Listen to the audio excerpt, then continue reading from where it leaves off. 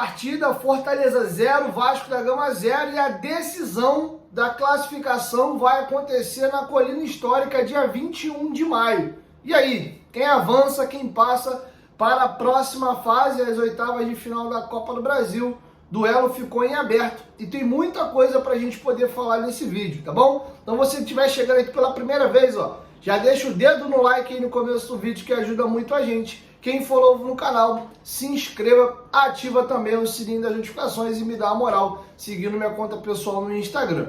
Beleza? Rapidamente, lembrando da nossa grande parceira aqui no canal, que é a Golcase. Vai um recado para os torcedores do Fortaleza também, tá? Eu vou mostrar produtos maravilhosos do Vasco da Gama aqui, mas também tem uma linha exclusiva do Fortaleza. E é incrível as garrafas térmicas lá do Fortaleza, capinhas de celular, assim como nós temos aqui as do Vasco da Gama. Nós temos também carregador portátil, copo térmico, a rapaziada que gosta de tomar uma bebidinha gelada aí, naquele churrasquinho, bebida quente também. O copo térmico é uma excelente pedida, tá? Quem usar o cupom promocional que tá passando na tela, GOVASCO, ganha frete grátis no carrinho e também ganha um desconto adicional, tá bom? Quem comprar 2 capinhas, leva 4. Dia das Mães é na semana que vem. Uma ótima pedida aí, você pedir algum produto para sua mãe. Tem linha da Disney, linha da Marvel, NBA, religioso, tem muita coisa lá. São mais de 4.000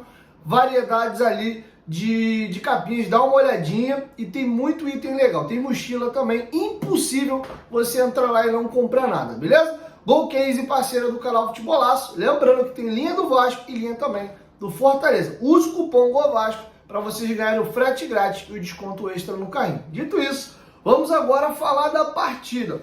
Sobre o resultado final, principalmente falando aí do Vasco da Gama, que vem de uma goleada de 4-0 dentro de casa pro Criciúma, o placar é bom, né? Se sai fora de casa, empata o jogo, mas eu não vou me apegar aqui só ao placar para poder falar do jogo de hoje do Vasco e da sequência do Vasco para a temporada. O placar em si é bom, 0-0, mas o que eu quero discutir é o desempenho.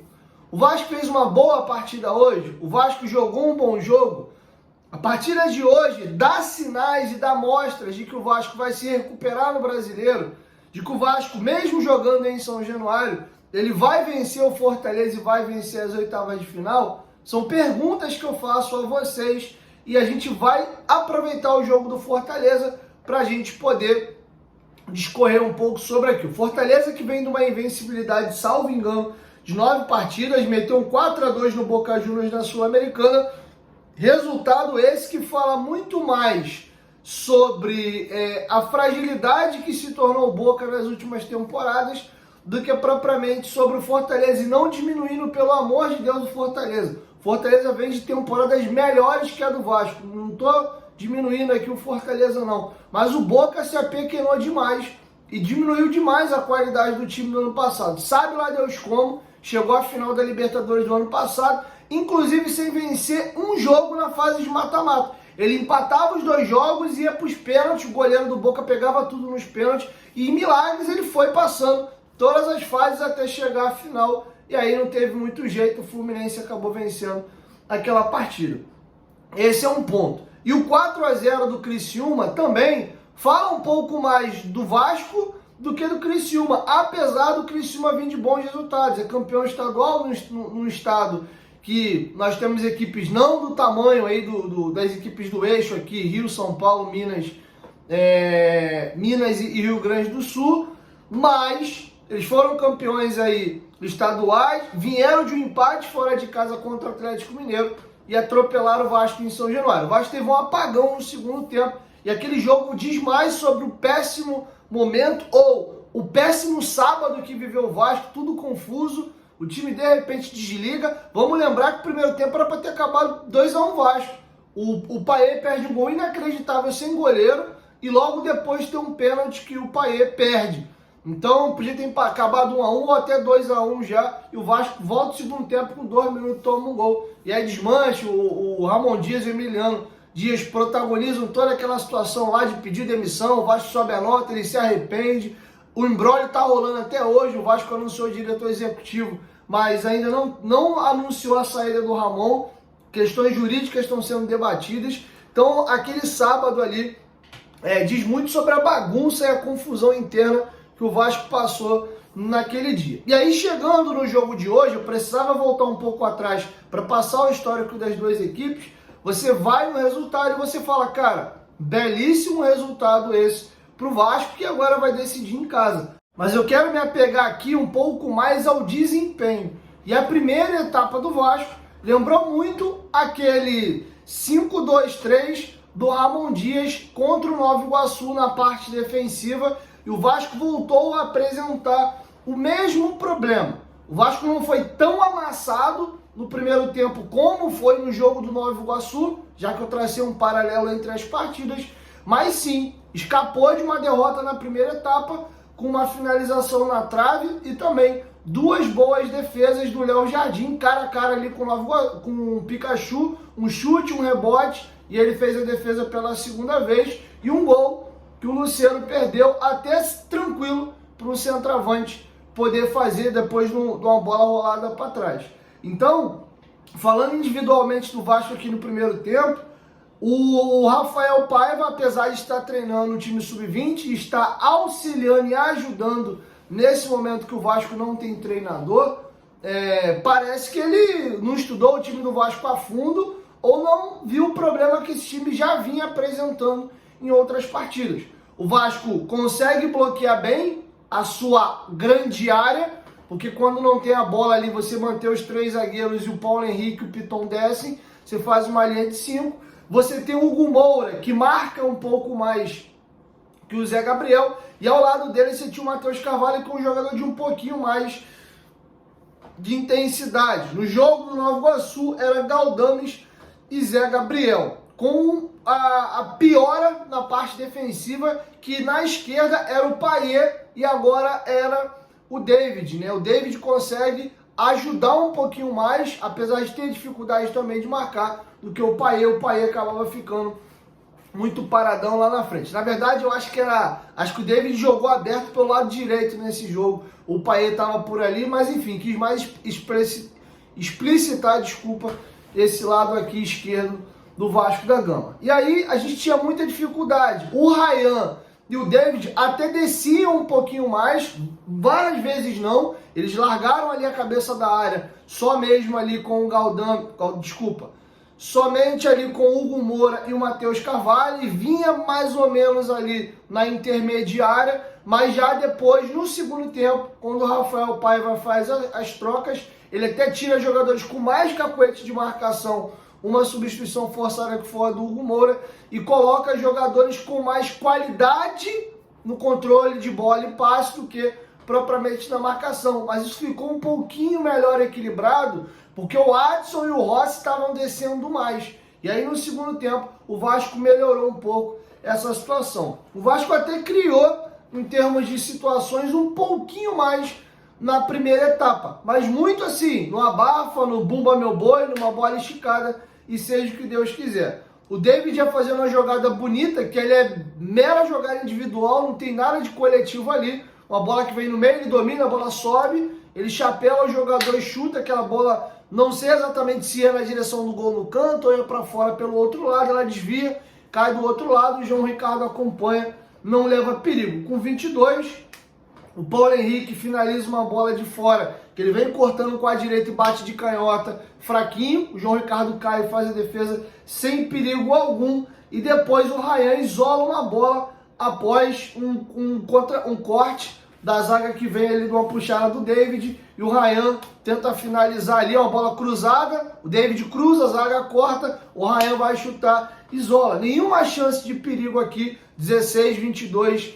e 27. O Vasco vai levar um pouquinho de perigo numa jogada aos 33 minutos, né? Uma bola ali que se eu não me engano, o Matheus Carvalho dá de letra, o PH acha o Ryan vai para cima do Tite, dá o tapa no fundo, faz o cruzamento com a direita, o Verratti ia chegar para conferir, a zaga ali do Fortaleza cortou. Mas vocês veem aqui que o João Ricardo não fez nenhuma defesa, não teve nenhum trabalho ao longo de toda a partida. O Rojas cabeceou no escanteio sem perigo nenhum também aos 34.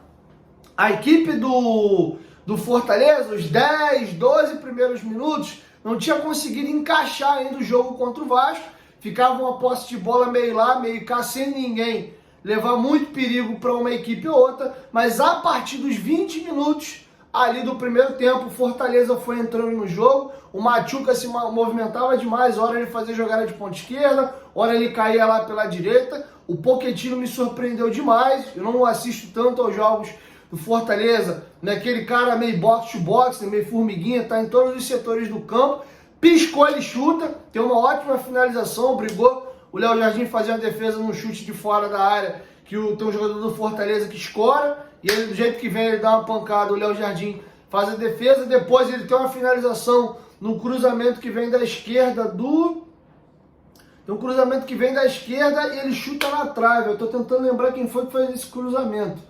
Não vou lembrar agora, acho que foi o Zé Wellison, né? O Zé Wellison, não, acho que é no segundo, não lembro agora se foi no primeiro ou no segundo tempo. O Zé Wellison corta para dentro, finge que vai cruzar, corta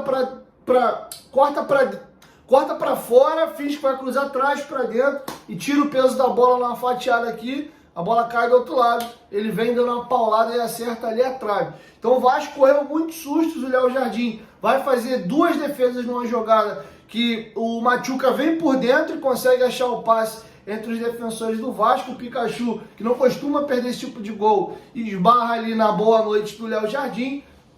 E foi um pouco disso. Teve uma jogada pela direita também que tem um passe enrolado. O Lucero finaliza para fora. O Lucero estava com o pé descalibrado hoje, graças a Deus. E assim acaba a primeira etapa. Um Fortaleza que tinha que tinha mais a bola, não sofria. O Vasco vivia muito de bola longa para o Verratti tentar fazer casquinha para alguém. Existia um espaçamento enorme entre defesa, meio campo e ataque, principalmente entre meio campo e ataque. Podemos dizer que o meio campo do Vasco, de novo, não existiu. Eram dois guerreiros ali no meio brigando para tentar proteger um pouco a zaga. Jogo, criação, pensamento, volume. O Vasco não conseguiu, hora alguma, gerar na primeira etapa. Acaba o primeiro tempo e o Vasco volta com uma substituição. E quando eu vi, eu falei, irmão, a vaca vai deitar. Danou-se. Porque o Hugo Moura, que era o único jogador de um pouco mais de pegada ali no time, deixa. E infelizmente foi por uma questão clínica, né? Tem uma jogada que ele vai arrastar pela esquerda, o tornozelo dele vira. Tomara que não seja nada grave, né? Que seja só o Vasco poupou para evitar o pior e ele possa atuar normalmente aí nas próximas partidas. Mas ele acabou saindo entre o Galdames.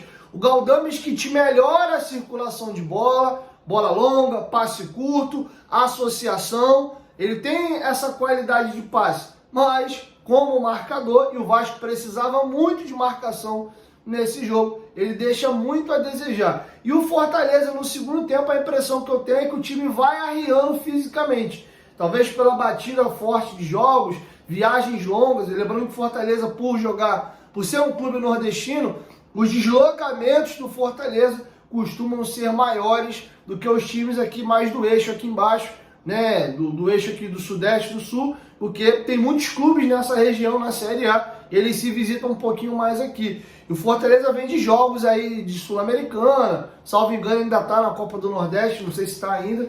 Enfim, veio recentemente aí de questão também de estadual. Então é um time que você vê está um pouco mais afogado. E aí na medida que alguns jogadores foram botando a setinha para baixo, como por exemplo o Machuca e o Pochettino, que fizeram um ótimo primeiro tempo, o Fortaleza foi tendo uma queda. O Vasco melhora um pouquinho a retenção de bola. O Sforza, quando ele entra na vaga do Matheus Carvalho, ele consegue marcar menos, ter menos intensidade, mas quando a bola chega e os jogadores do Fortaleza pegavam muito, ele conseguia de vez em quando fazer uma tabelinha com o Adson ou com o Piton e dar uma clareada ali na jogada.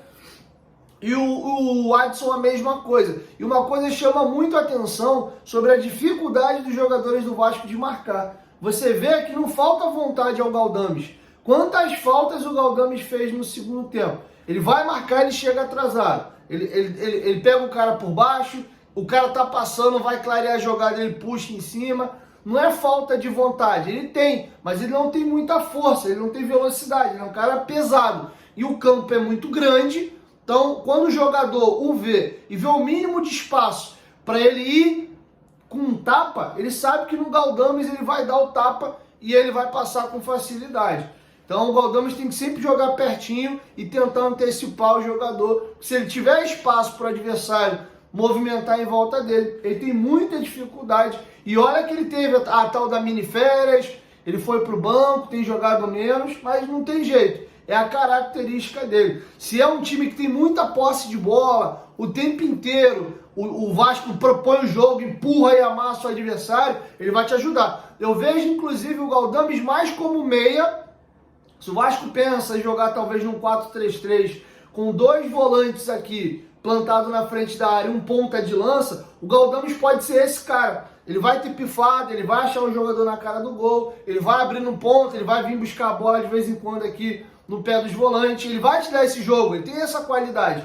Mas na hora de marcar, ele te afoga e te sacrifica um pouquinho. E aí logo com 5 minutos acontece isso. Ele pega uma bola, ele tabela com um jogador, não lembro quem, depois ele dá um David, passa, domina.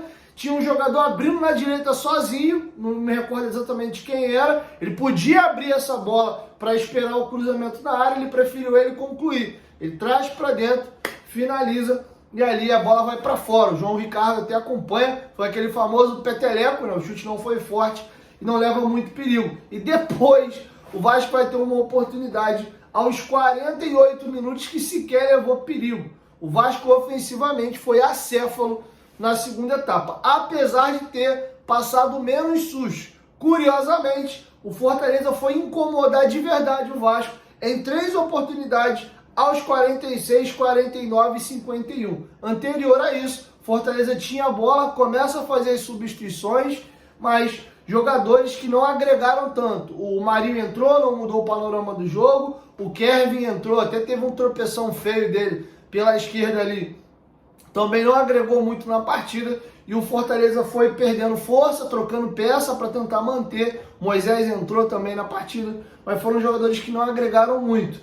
Teve um chute do Zé Wellison de fora, que ia no cantinho. O Léo Jardim faz uma defesa ali importante. O Kevin tem uma pancada que ele tem na entrada da grande área ali, o Léo Jardim vem em cima dele, ele consegue fazer também a defesa, e o Lucero perde um gol bobo, cara. O Hércules faz uma invertida de bola na esquerda, o Pacheco ganha essa bola na cabeça do Paulo Henrique, e o Lucero de frente pro gol de novo, né? A outra bola foi uma bola rolada, né, do fundo para trás no primeiro tempo, essa no segundo não, é uma casquinha, e ele como centroavante chega chutando tudo ali para fora. Até levou perigo, mas jogador, camisa 9 nessas oportunidades não pode vacilar e tem que fazer. E aos 51, cara, se eu sou torcedor do Fortaleza, eu ia ficar muito bolado. O Marinho, de novo, lance muito parecido com o lance que o Lucero perde o gol. Ele dá uma fatiada, ele tira completamente o peso da bola, o Pacheco abre e ali a defesa do Vasco afunila para dentro da área, talvez para evitar essa bola cruzada ali na pequena área, muito na cara do Léo Jardim, mas esquece de pegar o jogador da amplitude. A bola é virada, a defesa do Vasco meio que dá uma pane e o Pacheco tá sozinho. A bola ele poderia dominar no peito e como ela veio sem peso, ela ia bater, ela ia morrer, e ele tinha até uma distância considerável para ele já chegar dando uma pancada e tentar fazer o gol no Léo Jardim, ou até mesmo matar no peito e aí levantar a cabeça rápido, ou enquanto domina já lê a movimentação dos jogadores, e aí ele fazia até, se ele quisesse transferir responsabilidade, até rolar essa bola para trás. Mas numa de transferir muito responsabilidade e não chamar essa responsabilidade para ele do domínio e acabar errando e tomar uma chamada, ele tenta fazer a casquinha para a entrada da área para pegar um jogador finalizando de primeira e ele acaba errando o fundamento. Em vez da bola vir reto ou um pouquinho aqui mais para trás, a bola vai na direção do gol, nenhum jogador consegue acompanhar e a bola vai pererecando e sai para a linha de fundo. Que bom, um 0-0 aí que mantém o Vasco vivo. Lembrando que o jogo de volta é só no dia 21, daqui a 20 dias o confronto, ou seja, vai acontecer numa terça-feira. Então até lá acontece muita coisa. O novo treinador do Vasco, o Rafael Paiva, a gente sabe que a SAF demora para tudo. E ano passado a gente viu isso na saída do Barbieri. Salvo engano, o William Batista comandou o Vasco por 4 partidas. Foi quase um mês sem treinador. até a chegada do Ramon Dias. Então a gente nem sabe se o Vasco já vai ter treinador até lá, se o Rafael Paiva vai ficando, mas muita coisa pode acontecer nessa brincadeira. O Vasco tem um mês de maio muito pesado, tem o jogo de volta da Copa do Brasil com Fortaleza, e temos aí Atlético Paranaense, a próxima rodada no Brasileiro agora fora de casa, Flamengo, Palmeiras, e aí a gente tem um jogo com Vitória também na Colina Histórica, Vitória que costuma dar muito trabalho para o Vasco jogando aqui em São Januário, tá bom? Então é isso, tá feito o registro aí, vale mais o placar do que propriamente o desempenho da equipe, e fico muito tranquilo para falar isso aqui. Se o Vasco manter o desempenho de hoje, grandes são as chances da gente ser uma equipe que realmente vai sofrer aí o campeonato todo e não vamos chegar a lugar nenhum, porque com esse desempenho o Vasco não vai competir, vai passar perrengue, vai passar susto, porque o Vasco não consegue levar perigo ao adversário, ele se defende o jogo todo, é bola longa, chuveirinho pro Verratti. Sobre o Verratti eu preciso fazer uma observação, não sobre ele. O árbitro parece que pegou uma birra com o Verratti, ele até tomou um cartão bem injusto, tinha que ter tomado mesmo, o Galdames faz uma falta embaixo, e aí ele domina e tenta encobrir o goleiro, chuta na cara que o juiz já tinha apitado, ele dá uma bicuda na bola, ou tenta finalizar, sei lá, e toma um amarelo bem tomado. Mas desde o lance daquela falta que ia ser cruzada na área, que ele e o Felipe Jonathan, se eu não me engano, ficaram se agarrando, e o árbitro para o jogo e fala que não vai aceitar mais agarrões, parece que ele pega uma pilha com o Verratti. O Verratti sofreu algumas faltas nessas bolas esticadas nele, para ele fazer a parede em cima dos defensores, e quando era com ele o tempo todo, o juiz segue o jogo, e meio que estava ignorando as faltas que o Verratti estava sofrendo. Talvez por isso ele chutou a bola também, que não deixa de estar errado, né? Já que ciente que o árbitro talvez esteja com um pouco de má vontade com ele, ele tem que ficar mais ligado. Tomou um cartão bobo, tomara que isso não faça falta aí mais à frente, caso o Vasco avance na Copa do Brasil, tá bom? Então é isso, assim a gente encerra aí o nosso pós-jogo. Galera aí que é torcedora do Fortaleza, a rapaziada do Vasco já sabe, mas não custa nada lembrar. Golcase, tá? Usa o nosso QR Code ou o link do primeiro comentário fixado do vídeo ou da descrição. Não esqueça de usar o cupom GOVASCO, G-O Vasco, para você ganhar frete grátis e um descontinho extra no carrinho. Entrega para todo o Brasil, tá? Tem copo térmico, garrafa térmica, capinha de celular, mochila, carregador de celular, carregador portátil, cabo. Tem muita coisa no site da Golcase e muita linha exclusiva, tá? E a galera aí que é torcedora de clube, são produtos licenciados, tá? Ou seja, você comprando teu clube de coração ainda ganha royalties com as vendas, beleza? Golcase, parceira do canal Futebolaço. E assim a gente encerra o nosso pós-jogo, valeu? Agora é foco aí no Atlético Paranaense. Tamo junto!